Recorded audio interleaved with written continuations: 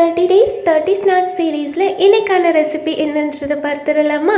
இந்த வீடியோ பார்க்கும்போதே எல்லோரும் கண்டுபிடிச்சிருப்பீங்க. வாழைக்காய் பஜ்ஜி தான் பண்ண போகிறோம். எல்லாருக்குமே ரொம்ப ரொம்ப ரொம்ப ஃபேவரட்டான இந்த வாழைக்காய் பஜ்ஜி சூடாக சாப்பிடும்போது நல்லா கிறிஸ்பியாகவும் ஆறிய பிறகு நல்லா மெதுன்னு இருக்கும். அவ்வளோ சாஃப்டான இந்த பஜ்ஜிக்கு தேவையான இன்க்ரீடியன்ட்ஸ் என்னன்றது பார்த்திங்கன்னா, நம்ம தோட்டத்துலேருந்து 2 வாழைக்காய் பறிச்சிட்டு வந்து அழகாக அதை க்ளீன் பண்ணி இந்த மாதிரி ஸ்லைஸ் பண்ணி வச்சுக்கிட்டேன்.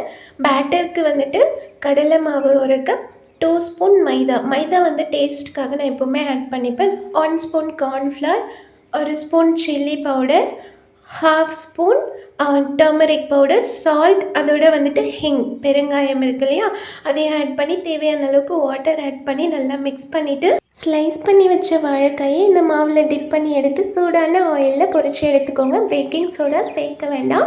டேஸ்ட் சூப்பராக இருக்கும். கண்டிப்பாக நீங்களும் ட்ரை பண்ணி பாருங்கள். இந்த சீரீஸை மறக்காமல் ஃபாலோ பண்ணிக்கோங்க. சேவ் ஆல் டுடா.